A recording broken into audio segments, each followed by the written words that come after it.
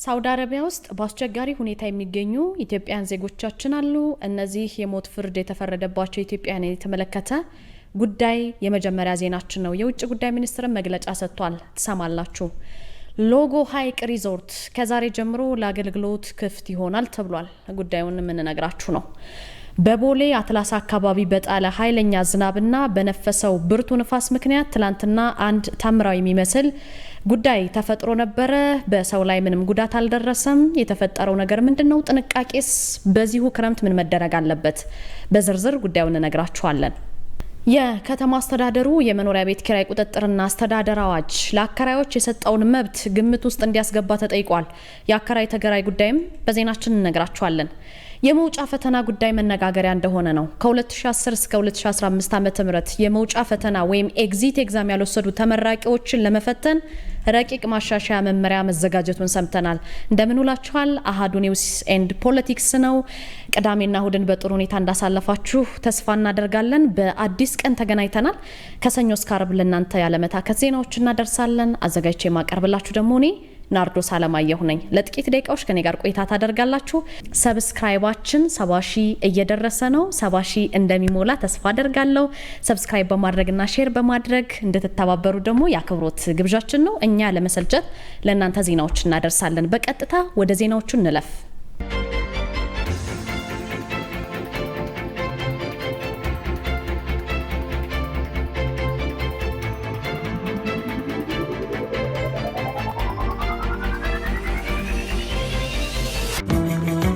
ከ17ኛው መቶ ክፍለ ዘመን አንስቶ የጠቢባን የአብርሆታቸው ምንጭ ልዩ ቡናና የቡና ጥበብ ነው።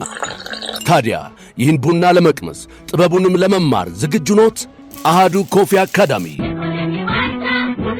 በአዲስ አበባ ትምህርትና ስልጠና ቁጥጥር ባለስልጣን ፈቃድ በማግኘት የረጅም ጊዜ ልምድ ባላቸው ባለሙያዎች በመታገዝ የተለያዩ የቡና አይነቶችን የመቅመስ ኮፊ ካፒንግ፣ የቡና ቆላል፣ ሮስቲንግ፣ ጣዕምን፣ ፍሬዎችን፣ ማዕዛንና አሲድነትን የመለየት ጥበብ በባሬስታና አግሮ ማርኬቲንግ ዘርፎች ስልጠና ለመስጠት ዝግጅቱን አጠናቋል። የቡና ጥራትን ለመጠበቅ የቡና አፍቃሪዎች የተለያዩ ጣዕሞችን ለማወቅ እንዲሁም አምራቾች ምርቶቻቸውን ለማሻሻል እንዲችሉ የሚረዳውን ይህንን ስልጠና በአሃዱ ኮፊ አካዳሚ በመሰልጠን ብቁ ባለሙያ ይሁኑ። የስልጠና ቦታው በቦሌ ጃፓን ኤምባሲ ናይል ሶርስ ሕንፃ 3ኛ ወለል ላይ። ለበለጠ መረጃ በስልክ ቁጥር በ0961 88 82 22 ይደውሉልን። አሃዱ ኮፊ አካዳሚ።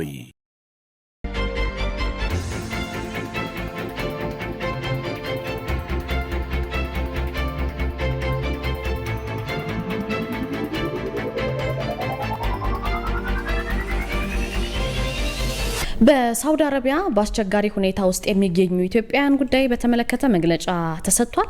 የኢትዮጵያ ፌዴራላዊ ዲሞክራሲያዊ ሪፐብሊክ የውጭ ጉዳይ ሚኒስትር በሳውዲ አረቢያ ውስጥ የሚገኙ የኢትዮጵያውያንን ሁኔታ በተለይ ደግሞ የሕግ ሂደትና የፍርድ ውሳኔ የተላለፈባቸውን ወገኖች በሚመለከቱ ጉዳዮች ላይ ከሚመለከተው የሳውዲ አረቢያ ባለስልጣናት ጋር በቅርበት መስራቱ እንደቀጠለ ነው።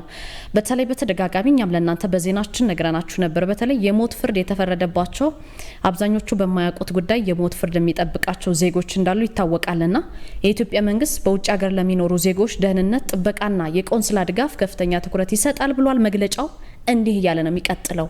በሳውዲ አረቢያ በአስቸጋሪ ሁኔታ በሚገኙ ዜጎች ጉዳይ መንግስት በከፍተኛ አመራሩ በኩል ከሀገሪቱ ባለስልጣናት ጋር ተከታታይ ውይይቶች አድርጓል።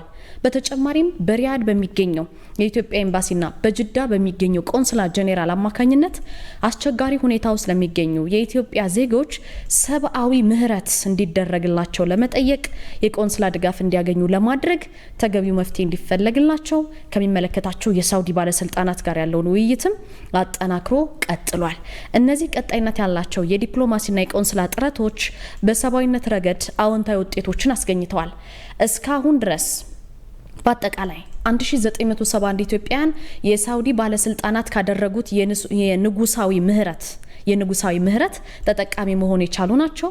የኢትዮጵያ መንግስትም እነዚህን ዜጎች ወደ ሀገራቸው በተከታታይ በረራዎች እየመለሰ ነው የሚገኘው።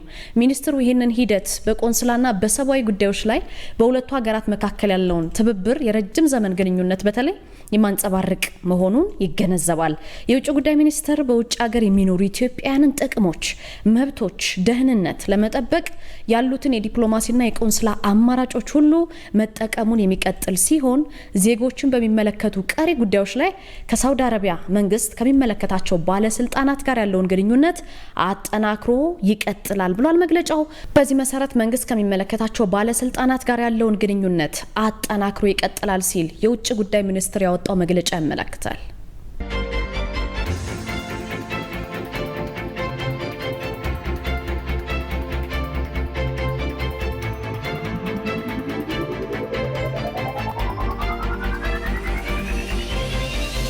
ሎጎ ሐይቅ ሪዞርት ከዛሬ ጀምሮ ለአገልግሎት ክፍት ይሆናል ተብሏል። በጉጉት ሲጠበቅ የነበረ ነው። ሎጎ ሐይቅ ሪዞርት እንግዲህ ከዛሬ ሐምሌ 6 2018 ጀምሮ በይፋ ለጎብኚዎችና ለተገልጋዮች ክፍት እንደሚሆን ነው የተሰማው። ሪዞርቱ ከደሴ ከተማ በ30 ኪሎ ሜትር ርቀት የሚገኝ ነው። በገበታ ለሀገር ፕሮጀክት ማዕቀፍ የተገነባ ዘመናዊ የቱሪዝም መዳረሻ ነው። በተፈጥሯዊ ውበቱና በመዝናኛ አገልግሎቶቹም በቅርብም በሩቅም የብዙዎችን ትኩረት ሲስብ የቆየ ጉዳይ ነው። ከዛሬ ጀምሮ እንግዲህ ሪዞርቱ በይፋ ስራ በመጀመሩ የሀገር ውስጥና የውጭ ጎብኚዎችም የተፈጥሮ ውበቱን በመጎብኘት ለበርካታ የመዝናኛና የመስተንግዶ አገልግሎቶችን ማግኘት ይችላሉ ነው የተባለው። በሪዞርቱ ዙሪያ ያሉ አገልግሎቶችና መስህቦችን በተመለከተ ተጨማሪ መረጃዎች በቀጣይ እንደሚቀርቡ ተገልጿል። የወሎ አዲሱ የቱሪዝም ፈርጥ ሎጎ ሐይቅ ሪዞርት እንግዲህ በ13.3 ሄክታር መሬት ላይ ያረፈና የወሎን ተፈጥሮ ከዘመናዊ የቱሪዝም አገልግሎት ጋር ያሰናኘ ሎጎ ሐይቅ ሪዞርት ኢትዮጵያ በቱሪዝም ዘርፍ ያላትን እምቅ አቅም የሚያሳይ አዲስ መዳረሻ ሆኗል ነው የተባለው። ግን ሪዞርቱ ምን ነገሮችን ይዟል የሚለውን ስናይ ዓለም አቀፍ ዘመናዊ የምግብ ቤት፣ መኝታ ክፍሎች፣ መዝናኛ፣ የመዋኛ ገንዳ፣ ላይን የሚማርኩ አረንጓዴ ቦታዎች አሉት። መሰረተ ልማቱን ስናይ የውስጥ ለውስጥ አስፋልት መንገዶችና የሄሊኮፕተር ማረፊያ ያለው በተለያዩ የፍራፍሬ ዞኖችና በደን የተከበበ መሆኑም ልዩ ትውስታን ይፈጥራል ነው የተባለው። በተለይ በወሎ አካባቢ ያላችሁ ሰዎች ይሄን ለማየት ዛሬ ሰፊ እድል ነው፣ በቅርብ አካባቢ ያላችሁ ማለት ነው። ይሄ ፕሮጀክት የወሎን ሕዝብ ባህላዊ ተፈጥሯዊ ሴቶች ለዓለም በማስተዋወቅ ረገድ ደግሞ በጣም ትልቅ ሚና ይጫወታል ተብሎ ይጠበቃል። እንግዲህ ዛሬ ሐምሌ 6 ክፍት ነው ተብሏል። በዛ አካባቢ ያላችሁ ሰዎች ይሄን ለመጎብኘት እድል ያላችሁ ሰዎች በተለይ ዛሬ ጀምራችሁ መጎብኘት እንደምትችሉ የወጡ መረጃዎች ያመለክታሉ።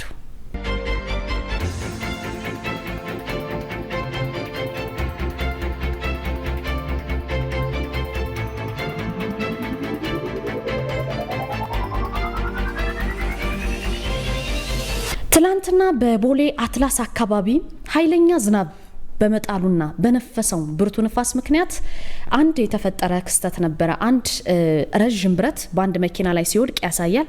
ጉዳዩ በተለይ ብዙዎቹ የፈጣሪ ታምር ነው ሲሉ ይገልጹታል። ምክንያቱም ከተሽከርካሪው ውስጥ ወጥታ ስትራመድ የነበረችን ሴትም በቪዲዮ ላይ እንደምትመለከቱት ታያላችሁና የተፈጠረው ምንድነው እንግዲህ አደጋ ነው። በዚሁ በተፈጥሮ ዝናብ በነፈሰው ብርቱ ንፋስ እንደተከሰተ ነው የተነገረው። እንግዲህ ዘመነ ክረምት ሰማዩ ዝናብ ይለግሳል፣ መሬትም ደግሞ ረስርሳ ህይወትን ትሰጣለች። በተለይ በክፍለ ሀገሩ የሀገራችን ክፍል የሰው የእንስሳት የእጽዋት ቀጣይነትን በክረምት ይወሰናል ይላሉ። የሰብል መብቀል የኃይል ማጠራቀሚያ ነው። ነገር ግን አደጋዎችም አሉት።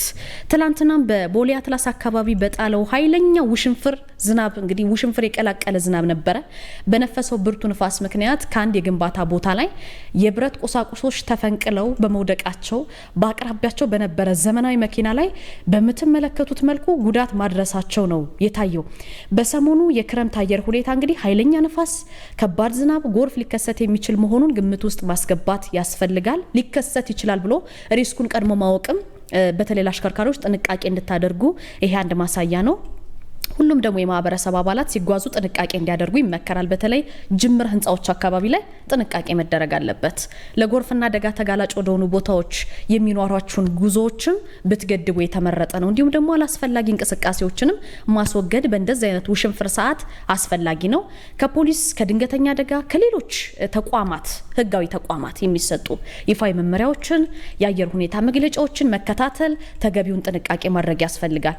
እንግዲህ እንደ ኢትዮጵያ ባሉ ሀገራት ደግሞ ጎርፍ በአብዛኛው በይበልጥና በሰፊ የሚከሰተው በዚህ ነው ተብሎ ሲነገር መስማትም ያስፈልጋል። አንዳንድ ጥናቶች እንደሚያሳዩት እንደውም በክረምት ጊዜ ሊከሰት የሚችለው የጎርፍ መጠንና የሚያስከትለው አደጋ ከሌሎች ወቅቶች የተለየ መልኩ ላቅ ያለ ነው። ክረምቱ ከሰኔ አጋማሽ ብሎ ጀምሮ በቀጣዮቹ 2 ወራት እስከ አዲሱ ዓመት ባለው ድረስ የተፈራረቀ የሚቆይ ስለሆነ አሽከርካሪዎች በተለይ ጥንቃቄ እንድታደርጉ ነው የሚመከረው። ትላንትናም ከሰዓት የሆነው ይሄ ነው። አትላስ ላይ በደረሰ መጠነኛ ክስተት ምንም እንኳን በንብረት ላይ አደጋው ጉዳት ቢያስከትልም ደስ የሚለው ነገር ደግሞ በሰው ህይወትም ሆነ አካል ላይ ምንም አይነት የህይወት መጥፋት የለም። በምትመለከቱት መልኩ በተከሰተው ድንገተኛ ክስተት ምክንያት ይሄ መኪና በዚህ መልኩ ዳሜጅ ሊሆን ይችላል። አሽከርካሪዎች አሁንም በተደጋጋሚ ጥንቃቄ እንድታደርጉ መልእክት ተላልፎላቸዋል።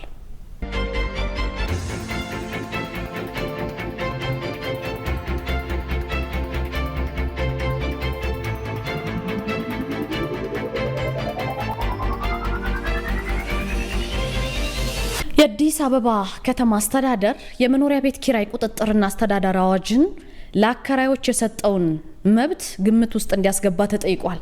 በተከራይና በአከራይ መካከል የሚኖረውን ሰላማዊ ግንኙነትም ታሳቢ ያደረገ ስርዓት እንዲኖር ነው የተጠየቀው።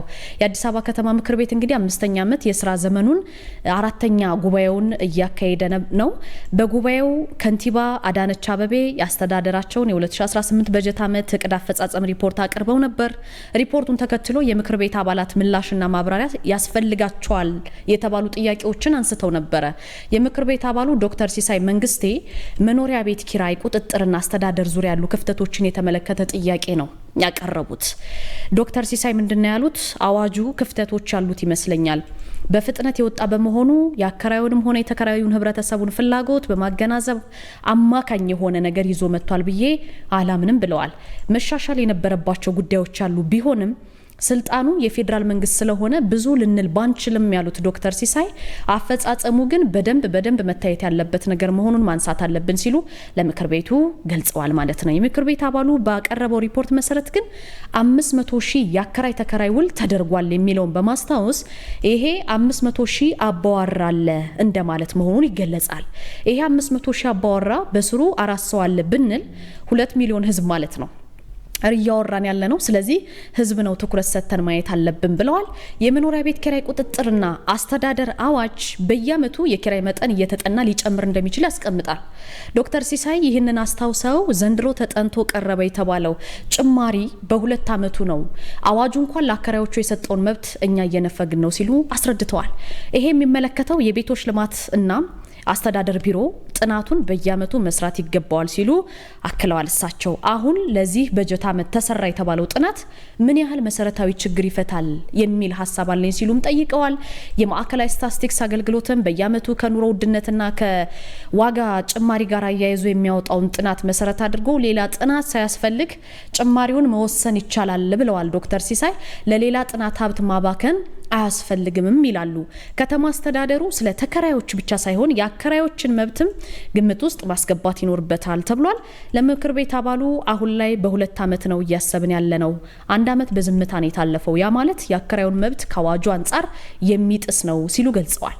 በምክር ቤት አባላት ለተነሱ ጥያቄዎች ምላሽ የሰጡት የቤቶች ልማትና አስተዳደር ኃላፊ ወይዘሮ ቅድስት ወልደ ጊዮርጊስ ናቸው። የስታቲስቲክስ አገልግሎት ጥናት የሀገር አቀፍ ጥናት በመሆኑ ለከተማው ቤቶች ጥናቱን ለዋጋ ጭማሪ መሰረት በማድረግ መጠቀም አንችልም ብለዋል። የከተማ አስተዳደሩ ደግሞ በዚህ አመት ለኪራይ ዋጋ ጭማሪ ያስጠናው ጥናት የስታቲስቲክስ አገልግሎት ያስጠናውንም ያካተተ መሆኑን በመግለጽ ለሁለቱም አካላት እኩል ሊጠቅም የሚችል ነው ብለዋል ማለት ነው።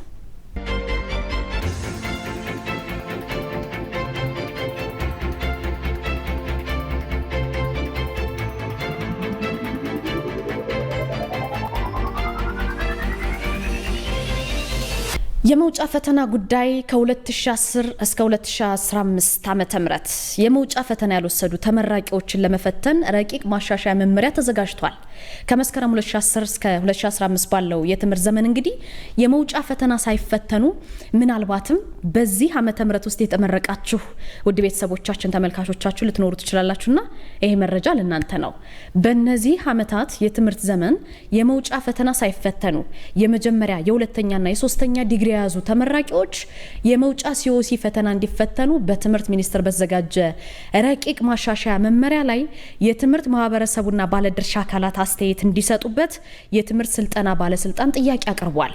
ረቂቅ መመሪያው ሲኦሲ ሳይፈተኑ ዲግሪ የወሰዱ ከ2010 እስከ 15 ያሉ ተማሪዎች ወይም ተመራቂዎች ሲባል ረቂቅ መመሪያው መዘጋጀቱን የትምህርት ስልጠና ባለስልጣን ምክትል ዋና ዳይሬክተር ዶክተር ሽሻይ አማረ ተናግረዋል። ለመገናኛ ብዙሃን ከዲፕሎማ ወደ ዲግሪ ትምህርት ለመቀጠል የሲኦሲ ማረጋገጫ መኖር አንዱ መሰረታዊ መስፈርት ቢሆንም ይሄ ሳይሟላ ቀርቶ ለማረጋገጥ የተቸገሩ ስላሉ መፍትሄ ለማግኘት ሲባል የትምህርት ሚኒስቴር ረቂቅ ማሻሻያ መመሪያ መዘጋጀቱን ዶክተሩ ገልጸዋል። ባለስልጣኑ መመሪያውን ተፈጻሚ የሚያደርጉት ባለድርሻ አካላት በመሆናቸው የሚመለከታቸው በረቂቅ ላይ ያላቸውን ሀሳብና ማሻሻያ እንዲያቀርቡ በአካል ወይም በተዘጋጀው ድረገጽ አስተያየት እንዲሰጡበት መደረጉን የጠቆሙት ፈተናውን መፈተን የማይፈልጉ ወይም የማይችሉ ቢኖሩ የያዙት ዲግሪ ምን ሊሆን ይችላል ተብሎ ለቀረበው ጥያቄ ደግሞ እሳቸው በሰጡት ምላሽ መመሪያው በአሁኑ ጊዜ በረቂቅ ደረጃ የሚገኝና ለአስተያየት የቀረበ በመሆኑ ማንኛውም የሚመለከተው አካል እንዲህ መሆን የለበትም፣ ይሄ ቢደረግ እዛ ላይ እንዲህ ቢጨመር በማለት የራሳቸውን አስተያየት እንዲሰጡ ለማድረግ የቀረበ ነው ሲሉ አብራርተዋል ማለት ነው። ከተለያዩ አቅጣጫዎች የሚመጡ ጥያቄዎች አስተያየቶች ተጠቃለው በመጨረሻ መመሪያው ጸድቆ ሲወጣ የተነሱ ስጋቶች ምላሽ ሊያገኙ እንደሚችሉ ምክትል ዋና ዳይሬክተሩ ገልጸዋል። ስለዚህ ከሰኔ 29 እስከ ሐምሌ 13 2018 የፊታችን ማለት ነው ሐምሌ 13 2018 ድረስ የሚመለከታቸው ሁሉ አስተያየት እንዲሰጡ ባለስልጣኑ ባወጣው የማስታወቂያ ጥሪ አቅርቧል ማለት ነው። የረቂቅ መመሪያው አጠቃላይ ማሻሻያው በአሁኑ ወቅት የህዝብና የባለድርሻ አካላት በጥንቃቄ አንብበው የማሻሻያ ሀሳቦች እንዲሰጡበት ባለስልጣኑ ድረገጽ ላስተያየት አቅርቧል። ዓላማው የከፍተኛ ትምህርት ማስረጃ ሰነድ ማረጋገጫ በተመለከተ በኩልነት አገልግሎት ለመስጠትና በአጠቃላይ የሰነድ ማረጋገጫ ሂደትን ለማዘመን በረቂቅ መግቢያው ላይ ተመላክቷል ማለት ነው። ስለዚህ ማሻሻያው በዋናነት ለዲግሪ መግቢያ መስፈርት የተቀመጠውን የደረጃ 4 የብቃት ማረጋገጫ ፈተና ሳይወስዱ በቀጥታ በዲግሪ ተምረው የተመረቁትን ወይም በዲግሪ ለመማር ከተመዘገቡ በኋላ የደረጃ 4 የብቃት ማረጋገጫ ፈተና የወሰዱትን በሀገር ውስጥ በሚንቀሳቀሱ ማናቸውም የመንግስትና የግል ከፍተኛ ትምህርት ተቋማት ውስጥ ያለፉ ተማሪዎችን በሙሉ ያጠቃልላል ይላል መመሪያው። ስለዚህ ከ2010 እስከ 2015 የተመረቃችሁትን ይመለከታል። በረቂቅ ማሻሻያው መሰረት የቴክኒክና ሙያ ዲፕሎማ ኖሯቸው የሲኦሲ ፈተና ሳይወስዱ በመጀመሪያ ዲግሪ የተመረቁ ሰነዳቸው በሁለት መንገዶች እንደሚረጋገጥ ተገልጿል። የመጀመሪያው ከ2015 ጀምሮ ተመርቀው የመውጫ ፈተና ያለፉትን በቀጥታ ማረጋገጥ ነው። ሁለተኛው ደግሞ ከ2010 እስከ 2015 ድረስ የመውጫ ፈተና ሳይወስዱ የመጀመሪያ ሁለተኛ ወይም ሶስተኛ ዲግሪ ያዙ ተመራቂዎች የትምህርት ሚኒስቴር በሚያዘጋጀው ፈተና የትምህርት ደረጃ ተፈትነው ሲያልፉ ብቻ የትምህርት ማስረጃቸው እንዲረጋገጥላቸው ይደረጋል ብሏል። ይሄን መረጃ በጥሞና ደጋግማችሁ እንድታዳምጡ ትጋብዛችኋለሁ። ስለዚህ በረቂቅ ማሻሻያው እንደተጠቀሰው በያዙት የትምህርት ደረጃ ፈተና መስጠት ማለት የደረጃ 4 የብቃት ማረጋገጫ ሳይኖረው የመጀመሪያ ዲግሪ፣ ሁለተኛ ዲግሪ ወይም ሶስተኛ ዲግሪ ይዘው የትምህርት ማስረጃቸውን ለማረጋገጥ አሁን የደረሱበትን ወይም የያዙት ዲግሪ መሰረት ተደርጎ የሚሰጥ ፈተና ሆኖ ፈተናውን ሲያልፉ የትምህርት ማስረጃውን ለማረጋገጥ ይሆናል ነው የተባለው። የማሻሻያ መመሪያው የአስፈጻሚ አካላትን ስልጠናና ተግባር ለመወሰን በወጣው አዋጅ መሰረት የተደነገገ ነው። በትምህርት ሚኒስቴር ተፈርሞ ሲጸድቅና በፍትህ ሚኒስቴር ተመዝግቦ በድረገጽ ለማህበረሰቡ ተደራሽ ከሆነበት ቀን ጀምሮ ሙሉ በሙሉ እንደሚጸና በረቂቁ ተገልጿል። ስለዚህ መመሪያው ተሻሽሎ በስራ ላይ ከዋለበት ጊዜ ጀምሮ ግን ማንኛውም የከፍተኛ ትምህርት ተቋም ተማሪዎችን ተቀብሎ ማስተማር ያለበት የትምህርት ሚኒስቴር ወይም ማንኛውም የሚመለከተው አካል የሚያወጣውን ትክክለኛ የመግቢያ መስፈርት በጥብቅ ተከትሎ ብቻ መሆን እንዳለበት፣ አስፈላጊ ሆኖ ሲገኝ ደግሞ የትምህርት ሚኒስቴር መመሪያውን በማንኛውም ጊዜ ሊያሻሽለው እንደሚችል በረቂቁ ተደንግጓል ማለት ነው። ቀደም ሲል የነገርኳቸው የመጨረሻው ዜና የመውጫ ፈተናን የሚመለከተው ውድ ቤተሰቦቻችን ከ2010 እስከ 2015 የተመረቀ ወዳጅ ዘመድ ካላችሁ በጥንቃቄ መረጃውን እንዲሰማ እንድታደርጉ ጋብዛለሁ። ለነበረን ጊዜ ከልቤ ነው ማመሰግናችሁ። ናርዶስ አለማየሁ ከእናንተ ጋር ቆይታ አደረኩኝ። ቀሪ ምሽታችሁ ደግሞ ደስ ብሏችሁ የምታሳልፉበት ይሁን። በያላችሁበት ጥሩ ጊዜ ይሁንላችሁ። ሰብስክራይብ ማድረግ እንዳትረሱ።